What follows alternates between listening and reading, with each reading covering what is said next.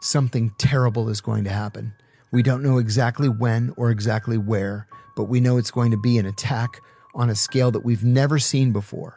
He said, we're picking up chatter from the Al-Qaeda training camps where camp commanders are on the phone with their students and they're crying. So July 6th, 2001, I'm hosting a group of intelligence officers from a Middle Eastern country. This is something we did literally every single day, usually multiple times a day. And what we do is we set up a day of briefings. They get a photo op with the director, shaking hands. We exchange gifts and we take them out to a fancy dinner at night. So these guys, they were all mid-level, like majors and lieutenant colonels. So it's a lot of bullshit. Yeah, a lot of it. A lot, yes. So I set up a day of briefings and I went to see this kid, young guy, 20s, that was covering Al-Qaeda. And I said, can you come and just talk to these guys about Al-Qaeda for an hour? He said, yes. So it came time for his briefing, but instead of him coming, the director of counterterrorism comes, Cofer Black. Cofer shows up with the director of operations from the Osama bin Laden unit.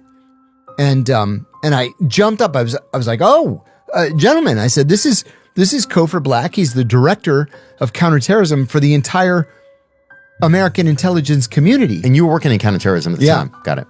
And so he came in and sat down and he was very, very serious. He said, something terrible is going to happen. We don't know exactly when or exactly where, but we know it's going to be an attack on a scale that we've never seen before. He said, we're picking up chatter from the Al-Qaeda training camps where camp commanders are on the phone with their students and they're crying and telling them, I'll see you in paradise. We're hearing code words for a massive attack. The honey salesman is coming with vast quantities of honey, where there's going to be a huge wedding or a huge football game. And he said, we know that they're planning an enormous attack. We just don't know when or where. And he said, I'm begging you, if you have any sources inside Al-Qaeda, please help us. They just sat there and looked at him. Nothing. So at the end of the day, I was not working on Al-Qaeda at the time. I later, weeks later, became the chief of counterintelligence in the Osama bin Laden unit. And so I went to his office at the end of the day before I took those guys to dinner. And I said, Cofer, I got to tell you, you shocked me with that briefing today. Was that just for them or were you serious? He said, oh, I was deadly serious. Something terrible is going to happen. And then on September 11th, there it was.